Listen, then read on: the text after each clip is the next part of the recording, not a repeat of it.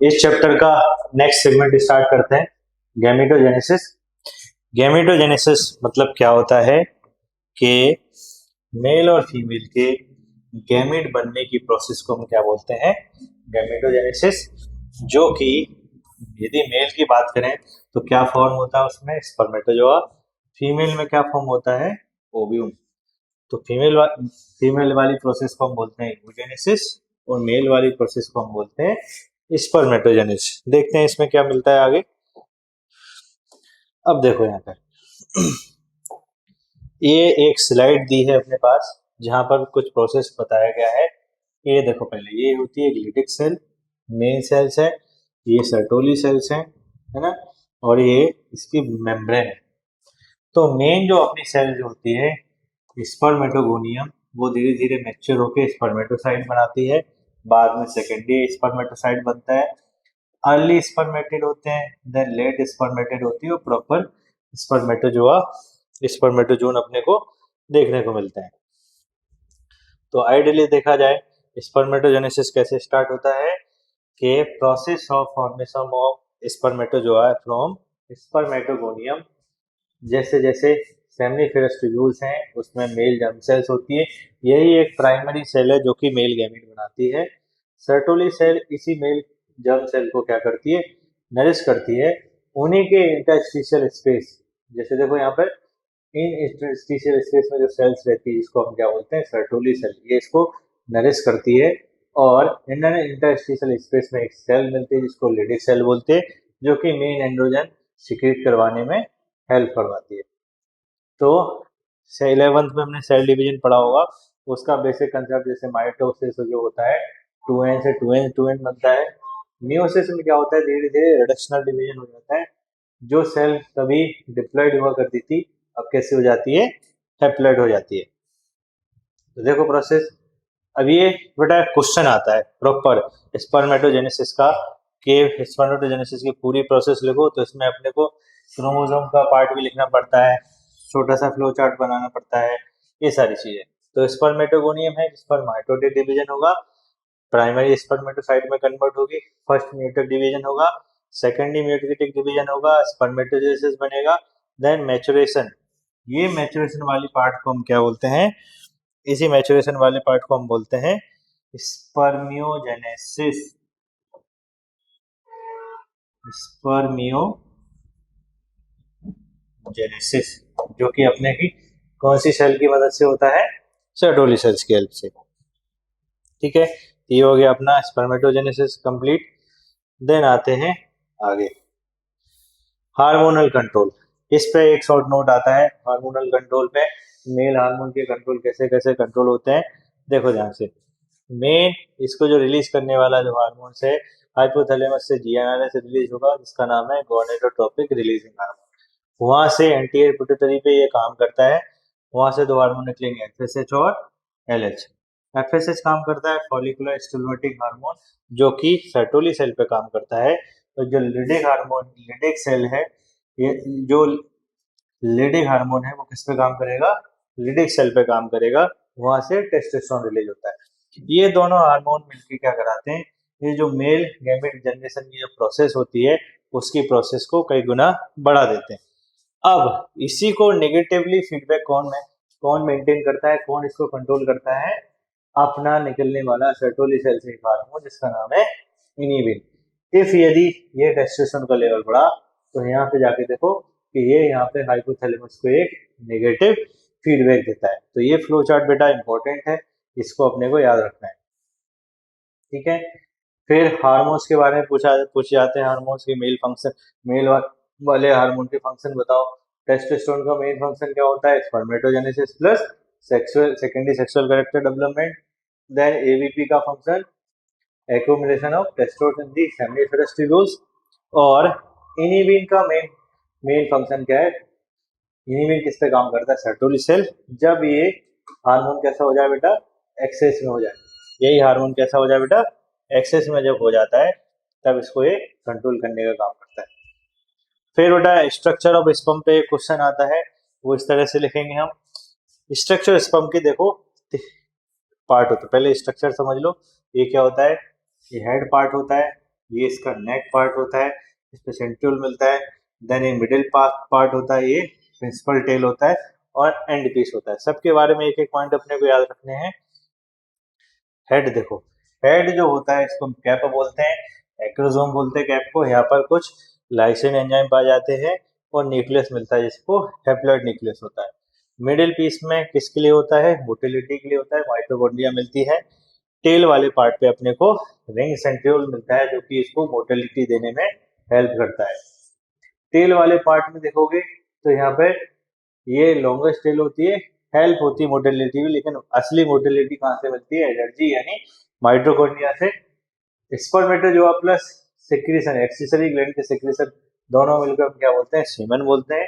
Semen पर ejaculation में लगभग लगभग कितना निकलता है, 3 to 4 ml, और पर एजैकुलेशन में ऑलमोस्ट 200 से लेकर 300 मिलियन स्पर्म्स होते हैं, जिसमें से 60% स्पर्म कैसे होते हैं, नॉर्मल सेपियन साइज के, और उसी में से 40% जो होते हैं विगरस मोटिलिटी रखते हैं।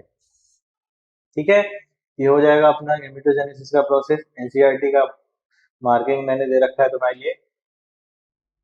ठीक है, एनसीईआरटी में बेटा एक जगह लिखा है सम फैक्टर्स, यानी जो अपन ने हम बात कर रहे थे, एफएसएच किस पे काम करता है, सर्टोल सेल से, और stimulate secretion of some factors, यानी एबीपी की बात हो रही है यहाँ पे। अब आता है स्ट्रक्चर ऑफ ओवेरी पे। ओवेरी स्ट्रक्चर जो होता है, ओवेरी का स्ट्रक्चर कुछ इस तरह से देखो, ध्यान से। बाहर जो स्ट्रक्चर है इसको बोलते हैं ट्यूनिका अल्बुजिनिया, अंदर वाले पार्ट को हम बोलते हैं स्ट्रोमा, जिसका एक पार्ट होता है पेरिफेरल कॉर्टेक्स, अंदर वाला मेडुलरी पार्ट, जहां पर क्या क्या मिलता है, follicular cell, connective tissue, blood tissue और ब्लड सॉरी लिम्फ वाले वेसल्स। ये लिम्फ वेसल्स जो है आगे चल के हेल्प करवाते हैं। तो देखो स्ट्रक्चर इस तरह से कुछ बनावट रहती है। Primary follicles develop, secondary follicles होते हैं, जर्मिनल फॉलिकल्स, ओवेरियन कॉर्टेक्स वाला पार्ट जो होता है, देन मैच्योर फॉलिकल्स अपने को यहाँ पे देखने को मिलता है। Then formation of ovarian follicle की बात करेंगे यहाँ पर। देन फॉलिकल्स में यहाँ क्या होता है, जो धीरे धीरे आप फॉलिकल्स जैसे देखते चल रहे हो, ये प्राइमरी फॉलिकल है, धीरे धीरे मैच्योर होते होते ये प्राइमरी, देन सेकेंडरी, देन धीरे धीरे इसमें कन्वर्ट हो जाता है ये मैच्योर ग्राफिन फॉलिकल में, जिससे फिर ओव्यूलेट होता है। तो कैसे कैसे फॉलिकल जनरेट होते हैं, कैसे कैसे इनका विकास होता है, समझो ध्यान से।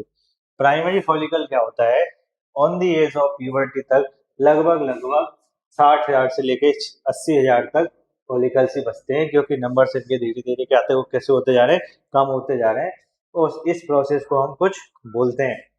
ठीक है, धीरे धीरे फॉलिकल्स का नंबर घटना मतलब फॉलिकल्स कितने होते जा रहे हैं, फॉलिकुलर अट्रेसिया, फॉलिकल कैसे होते जा रहे हैं, कम होते जा रहे हैं, लगातार फॉलिकल की संख्या घटती जा रही है। फिर क्या होता है यहाँ पे बेटा, धीरे धीरे देखो ये अपनी ऊसाइट है, ये ऊसाइट के अराउंड एंड अराउंड क्या होती जाती है, जूना पेलिसुडा लेयर बनती जाती है, जो कि ग्लाइकोप्रोटीन से मिलकर बनी है, और इसके अराउंड फॉलिकल सेल डेवलप होते जाते हैं। मतलब ये फॉलिकल सेल क्या होते जाते हैं, माइग्रेट करके मार्जिनेट होते जाते हैं साइड में। देन धीरे धीरे इसकी लेट फॉलिकुलर सेल स्टेज आती है। अब बाद में इसकी सेकेंडरी फॉलिकल डेवलप होती है, जिसमें यही सेल जो हम यहाँ देख पा रहे थे कि लगातार लगातार किनारे जा रहे हैं, वही सेल्स यहाँ पे मार्जिनेट होकर थीका इंटरना बनाते हैं, आउटसाइड वाला थीका एक्सटर्ना बनाते हैं। टर्सरी फॉलिकल जो होती है इस तरह से दिखती है कुछ, यहाँ पर थीका एक्सटर्ना है, थीका इंटरना है, फ्लूइड है, और बहुत सारा जो खाली सा कैविटी होता है जिसको हम क्या बोलते हैं, एंट्रम बोलते हैं। इस उस साइड के ऊपर की जो मेम्ब्रेन हमने देखी वो क्या होती है, जोना पेलिसुडा। ठीक है, आगे बढ़ो, देखो ध्यान से समझ में आएगा। अब आगे चल के जो ग्राफिन फॉलिकल रप्चर होती है, ग्राफिन फॉलिकल का रप्चर होना मतलब ये क्या होगी, इस प्रोसेस जो वाली पार्ट है उसको बोलते हैं ovulation. 14th day of menstrual cycle पर ये रप्चर होगी और ओव्यूलेट हो जाएगी, और बचेगा क्या लास्ट में, सिर्फ कॉर्पस लूटियम। कॉर्पस लूटियम आगे चल के डीजेनरेट हो जाती है, जिसको हम बोलते हैं कॉर्पस अल्बिकेंस। आगे का प्रोसेस है अपना oogenesis। oogenesis मतलब formation of ovum. Formation of ovum कैसे स्टार्ट होता है बेटा, एम्ब्रियोनिक लाइफ में क्या होता है, बाई बर्थ, फीटल लाइफ में एम्ब्रियो जब होता है फीमेल का, तब से क्या हो जाती है प्यूबर्टी लाइफ तक क्या बनते लग जाते हैं, ओवोनिया, प्राइमरी oocyte और फॉलिकुलर डेवलपमेंट स्टार्ट होता रहता है। अब इसी दौरान क्या हो जाता है, यहाँ पर मियोसिस फर्स्ट चालू हो गया है, लेकिन ये मियोसिस फर्स्ट जो होता है यहाँ पर इस वाले पार्ट में, प्रोफेज फर्स्ट में टेम्परली कैसा हो जाता है, ये अरेस्ट हो जाता है यानी रुक जाता है, और स्पेसिफिक बोले तो डिप्लोटीन फेज में कैसा हो जाता है, अरेस्ट हो जाता है। यहीं तक ये मियोसिस फर्स्ट चलता है। देन आगे की जो प्रोसेस कहाँ स्टार्ट होगी, आगे की प्रोसेस स्टार्ट होनी है कुछ इस तरह से कि प्राइमरी फॉलिकल है अपने पास, देन वो किस में कन्वर्ट होगा, सेकेंडरी फॉलिकल में, देन टर्सरी फॉलिकल में। टर्सरी फॉलिकल को हम क्या बोलते हैं, ग्राफियन फॉलिकल, जो कि रप्चर होके क्या बनाती है, प्राइमरी oocyte या फर्स्ट मियोटिक डिवीजन यहाँ पर कैसा हो जाता है, कंप्लीट हो जाता है। अब जो रिलीज होगा वो क्या है अपने पास, सेकेंडरी oocyte है। इसी सेकेंडरी oocyte जो आगे चल के क्या बनाती है, ओव्यूम बनाती है, और इसी ओव्यूम के साथ साथ first polar body, second polar body बनती है, जो कि बाद में फर्टिलाइजेशन के बाद इसी oocyte को, इसी ओव्यूम को नरिश करने का काम करती है। ठीक है, तो ये बेटा एक इतनी सी जो स्लाइड है बहुत इंपॉर्टेंट है, पूछेंगे गैमेटोजेनेसिस का ओजेनेसिस वाला फ्लो डायग्राम बनाओ, तो ये जो है आपको लिखते आना चाहिए। इन शॉर्ट तो क्या हो रहा है यहाँ पर, फीटल डेवलपमेंट, ओवोनियम होगा, मियोसिस फर्स्ट कंप्लीट होगा, प्यूबर्टी इस तक आते आते ही देन एन बनेगा, सेकेंडरी सेल्स आएगा, फर्टिलाइजेशन होगा, देन आगे चल के जाइगोट बनेगा। मेस्ट्रुअल साइकिल पे आते हैं। मेस्ट्रुअल साइकिल की तो सबसे पहले याद रखो, किस मेस्ट्रुअल साइकिल जब स्टार्ट होती है उसको हम क्या बोलते हैं, मेनार्क बोलते हैं, जब स्टॉप हो जाती है तो मेनोपॉज बोलते हैं। और ये एक हार्मोनल मैकेनिज्म है जो कि हाइपोथैलेमस के द्वारा रेगुलेट होती है। हाइपोथैलेमस एंटीरियर पिट्यूटरी को कंट्रोल करता है थ्रू जीएनआरएच, और एंटीरियर पिट्यूटरी इज रिलीज करती है दो हार्मोन्स, एफएसएच और एलएच। ये एफएसएच क्या करता है, जो फॉलिकल के डेवलपमेंट को प्रमोट करता है, जैसा कि इसका नाम है फॉलिकुलर स्टिमुलेटिंग हार्मोन। और देन बचा अपने पास जो ल्यूटिनाइजिंग हार्मोन जो है, एलएच हार्मोन जो है, जो ग्राफिन फॉलिकल में जो टर्सरी फॉलिकल जो बना था अपने पास, जो टर्सरी फॉलिकल यहाँ पर हम देखते जा रहे थे, टर्सरी फॉलिकल ये वाला, इसको रप्चर करवाने का काम करता है एलएच। ठीक है, आगे देखते हैं। अब कुछ हार्मोन्स होते हैं जो कि इस मैकेनिज्म में पार्टिसिपेट करते हैं। इसका एक ग्राफ मैंने आपके लिए रफ ग्राफ बनाया है, लेकिन आपको इसका graph as it is NCERT के हिसाब से याद होना चाहिए। देखो जैसे यहाँ पे देखोगे तुम, इसकी कुछ फेज होती है, प्रोलिफरेटिव फेज, एक luteal phase, ovulatory phase, post luteal phase, security phase, menstrual phase. शुरुआत से 1 से लेकर 5 दिन तक देखो, ये ब्लीडिंग फेज होता है, धीरे धीरे प्रोलिफरेशन स्टार्ट होता है, ओवरी भी धीरे धीरे ग्रो हो रहा है ना। साथ में यहाँ पर ये जो पार्ट है, यानी ये यूट्रस में भी चेंजेस मिलते हैं हमको। देन स्वाभाविक सी बात है, ओव्यूलेशन कब होता है, 14th डे पर। देन धीरे धीरे यहाँ पर क्या हो रहा है, यूट्रस मैच्योर होते जा रहा है अंडर द इन्फ्लुएंस ऑफ कौन सा हार्मोन, प्रोजेस्टेरोन हार्मोन। अब हम देखेंगे एक एक हार्मोन का इफेक्ट। तो यहाँ पर जो एस्ट्रोजन का जो ऑप्टिमम लेवल होता है, एफएसएच को बढ़ाता है, कौन से डे पर, 13 डे पर ऑलमोस्ट एफएसएच पीक पर रहता है। साथ में एलएच जब पीक पे आ जाता है, उसी दिन क्या हो जाता है, ओव्यूलेशन, यानी रिलीज हो जाता है कौन, ओव्यूम। देन धीरे धीरे क्या होगा, एस्ट्रोजन का लेवल डाउन आएगा, उसी कारण से एफएसएच और एलएच धीरे धीरे डाउन आते हैं। फिर जैसे ये डाउन हुआ है, याद रखना एस्ट्रोजन और प्रोजेस्टेरोन आपस में कैसे एक दुश्मनों की तरह काम करते हैं।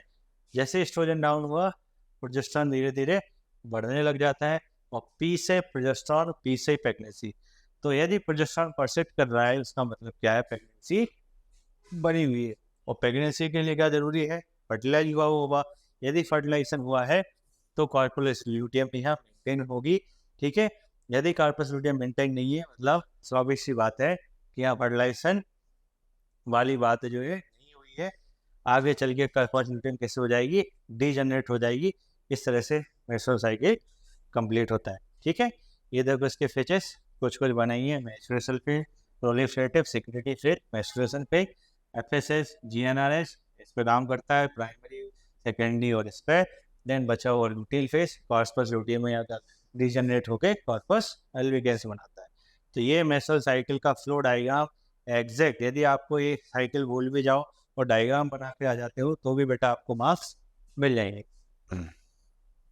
ठीक है, फिर इनके हार्मोन के फंक्शंस हैं बेटा, उतना इंपॉर्टेंट नहीं है। इसका डायग्राम पूछते हैं ओवेरी का, प्रैक्टिस करना है, इसकी बनाना है अपने को, है ना। ये डायग्राम भी एज इट इज बनाना है कंपेरेटिव करके प्रॉपर। यदि पूछा गया गैमेटोजेनेसिस का रिप्रेजेंटेशन, ये आना चाहिए अपने को। ये एनसीईआरटी से रिलेटेड डायग्राम है। अब देखो बेटा ये ओ बीम का डायग्राम देखो, इसके आसपास देखो क्या हो रहा है। धीरे धीरे तुम देखोगे यहाँ पर ये जो सेल्स हैं अंदर की, ठीक है, वो जोना पेरिफेरल वाली लेयर है, देन पायरीविटामिन विटेलाइन मेम्ब्रेन है। तो धीरे धीरे जो सेल्स मार्जिनेट होकर थीका इंटरना थीका करना बनाए से, वो ऊपर वाली सेल्स को हम क्या बोलते हैं, कोरोना रेडिएटेड सेल्स। जोना पेरिसोडा कैसी होती है, प्राइमरी मेम्ब्रेनस होती है, ट्रांसपेरेंट होती है। सेम चीज यहाँ पर लिखिए, कोरोना रेडिएटा है, पायरीविटालाइन मेम्ब्रेन है, और इसकी प्राइमरी लेयर जोना पेरिसोडा। ये डायग्राम हमको आना चाहिए। अब आते हैं फर्टिलाइजेशन के प्रोसेस पर। फर्टिलाइजेशन का मतलब क्या होता है, तो मेल और फीमेल गैमीट का क्या करना, यूनियन होना, इसको हम क्या बोलते हैं, फर्टिलाइजेशन बोलते हैं। साइट ऑफ फर्टिलाइजेशन क्या होती है बेटा, एम्पुला होता है। शुरुआत कहाँ से होती है इसकी, कि स्पर्म का क्या होगा, इंसेमिनेशन में स्पर्म वेजाइनल ट्रैक्ट में एंटर करेंगे, देन स्पर्म का क्या होगा, कैपेसिटेशन, सर्वेक्स यूट्रस तक होते होते फैलोपियन ट्यूब, स्टमस और एम्पुला तक पहुँचते हैं। फिर ये पूरे फर्टिलाइजेशन के कुछ कुछ स्टेप हैं। पहला स्टेप क्या है कि सेकेंडरी oocyte तक पहुंचेंगे स्पर्म, देन पेनिट्रेट करेंगे कोरोना रेडिया को, देन जेएसपी3 रिसेप्टर से जुड़ जाते हैं, एक्रोमोसोमल रिएक्शन स्टार्ट होता है, और साथ साथ वहीं पर जैसे ये एक्रोमोसोमल रिएक्शन स्टार्ट हुआ वहीं पर पॉलीस्पर्मी को अवॉइड करने के लिए सारे रिसेप्टर बंद हो जाते हैं। Then completion of secondary division कैसे होता है, प्लाज्मोगेमी होती है, कैरियोगेमी होती है, एम्फीमिक्सिस होता है। इस तरह से क्या बनता है अपना एक, इस तरह से अपना एक जाइगोट बनता है। अब आते हैं इसी जाइगोट में कैसे फॉर्म होता है। इस जाइगोट की में जो जिस तरह का डिवीजन होता है वो नॉर्मल डिवीजन से थोड़ा अलग है, जिसको हम क्या बोलते हैं, क्लीवेज। ठीक है, G1 वाली ग्रोथ में ग्रोथ होगी नहीं, S1 वाले पार्ट में जेनेटिक मटेरियल रेप्लिकेट होगा, G2 में ये सब चीज़ें बेसिक बेसिक हमको पता है। अब यहाँ याद रखना है, सेल की साइज हमेशा सेम बनी रहती है, बट डिवीजन बढ़ता है, और इसकी प्लॉइडी लेवल, यानी हेप्लॉइड है तो हेप्लॉइडी रहेगी, और डिप्लॉइड है तो डिप्लॉइडी रहेगी। इस तरह से चेंजेस आते हैं। Means there is no change in shape and size of the developing embryo.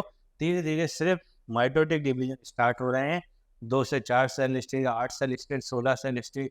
ये जो धीरे धीरे सेल्स के नंबर बढ़ रहे हैं इसको हम क्या बोलते हैं, ब्लास्टोमेयर्स बढ़ रहे हैं। और 8 से 16 सेल वाली स्टेज को हम क्या बोलते हैं, मोरूला बोलते हैं, जो कि एक सॉलिड बॉल की तरह दिखती है। यहाँ क्या होता जाता है, धीरे धीरे सेल्स जो बन रहे हैं वो धीरे धीरे कैसे होते जा रहे हैं, यहाँ पे देखो बेटा, ये अंदर ही अंदर इनर सेल मास बना रहे हैं, और बाहर की तरफ कैसे होते जा रहे हैं, मार्जिनेट होते जा रहे हैं। जो बाहर की तरफ मार्जिनेट होते जा रहे हैं उनको बोलते हैं ट्रोफोब्लास्ट, और जो कैविटी बन रही है इसको बोलते हैं ब्लास्टोसील, और अंदर जो इनर सेल मास है इसको क्या बोलते हैं, आगे चल के ये एम्ब्रियो के स्ट्रक्चर्स बनाता है।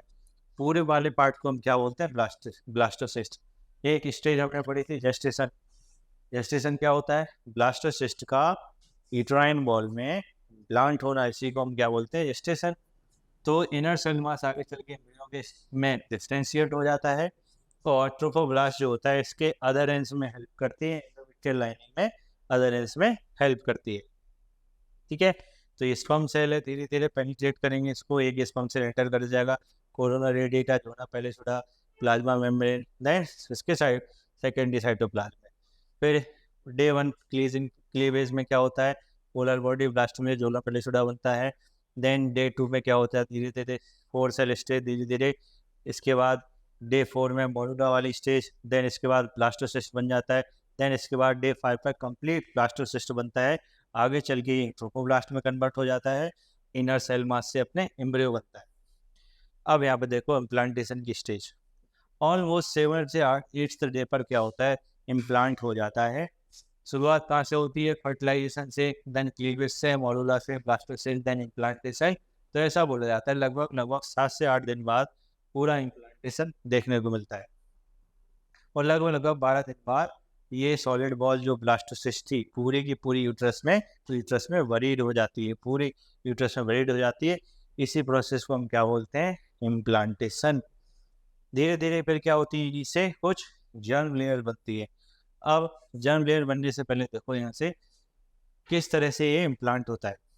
इसमें से कुछ कोरियोनिक लाइट निकलते हैं जो फिंगर लाइक प्रोजेक्शन बनाते हैं इसके अम्बिलिकल कॉर्ड से।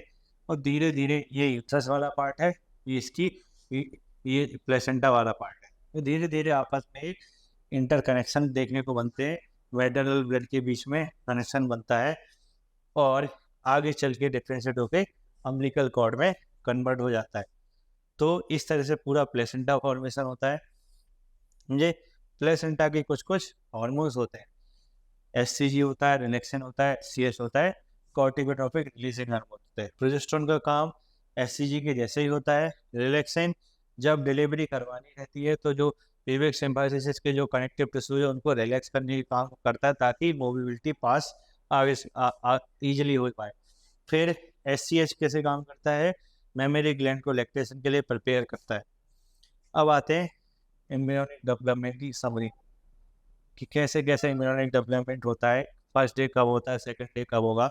देखो, फर्स्ट मंथ में हार्ट बन जाता है, सेकंड मंथ में लिम्स और डिजिट्स बन जाते हैं, थर्ड मंथ में बहुत सारे ऑर्गन्स मेजर बन जाते हैं, फिफ्थ मंथ में ईयर्स बन जाते हैं, सिक्स मंथ में बॉडी पर धीरे धीरे फाइन ईयर्स की कवरिंग आने लग जाती है और आईलेट जो हो जाते हैं सेपरेट होने लग जाते हैं, आईलेसेस फॉर्म होने लग जाते हैं और 9 मंथ में रेडी हो जाता है बेबी डिलीवर होने के लिए। अब आते हैं पार्टुरेशन पे, डिलीवरी वाला पार्ट कैसे होता है। तो ये कैसे मैकेनिज्म है याद रखना अपने को, न्यूरो एंडोक्राइन मैकेनिज्म है। मतलब इसमें ब्रेन भी पार्टिसिपेट करता है, हार्मोन भी पार्टिसिपेट करते हैं। तो पार्चुरेशन में क्या होता है कि न्यूरो एंडोक्राइन मैकेनिज्म तो है, साथ साथ ये प्लेसेंटा धीरे धीरे डिसॉल्व होता है और फीटस जो होता है इससे सेपरेट हो जाता है। अब सिग्नल ऑफ पार्चुरेशन कहाँ से डेवलप आता है? पार्चुरेशन का सिग्नल किससे मिलेगा? फीटस से। किसको? मदर को। और वहीं से क्या निकलेगा? माइल्ड कॉन्ट्रैक्शन धीरे धीरे वहाँ से क्या हो जाते हैं? स्टार्ट हो जाते हैं, क्योंकि अपने को पता है मैसेज कहाँ जाएगा? ब्रेन में, ब्रेन के हाइपोथैलेमस वाले पार्ट से, वहाँ से हार्मोन निकलना है ऑक्सीटोसिन। नेचुरली ये यूट्रस के कॉन्ट्रैक्शन इतने बढ़ा देता है कि नॉर्मल वेजाइनल डिलीवरी हो जाती है। यदि नॉर्मल वेजाइनल डिलीवरी नहीं हुई तो हमको ये हार्मोन का इंजेक्शन लगाना पड़ता है डिलीवरी के टाइम पर। बेटा याद रखना अपने को, उस टाइम पर हार्मोन का इंजेक्शन लगाते हैं तो यूट्राइन कॉन्ट्रैक्शन कई गुना बढ़ जाता है ताकि इजिली पास हो जाता है बेबी।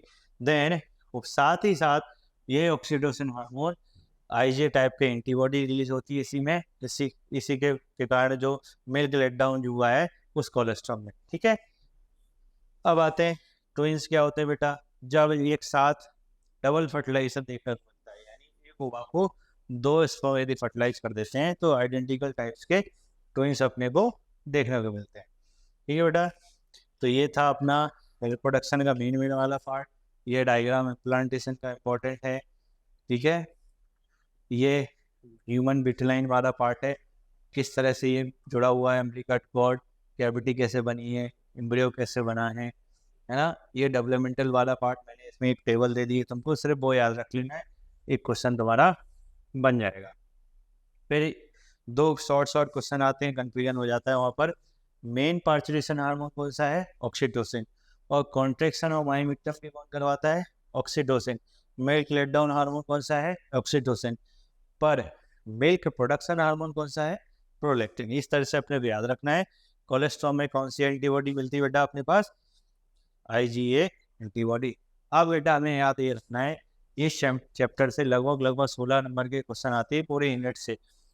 तो कुछ जो वापस से रिकैप करा रहा हूँ, मेसोसाइकिल बहुत इंपॉर्टेंट, गैमेटोजेनेसिस बहुत इंपॉर्टेंट, ये फर्टिलाइजेशन का कुछ इवेंट बहुत इंपॉर्टेंट, और सबसे ज़्यादा जो इम्पोर्टेंट है वो है oogenesis और स्पर्मेटोजेनेसिस। ये श्योर सर क्वेश्चन है ऐसे हैं जहाँ तुमको डायग्राम की प्रैक्टिस करनी है और ये तुमको याद रहना ही रहना चाहिए।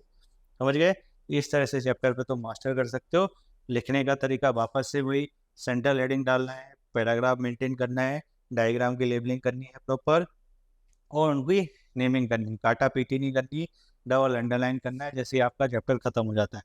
इस तरह से बोर्ड के एग्जाम में हम एक्सेल कर लेंगे।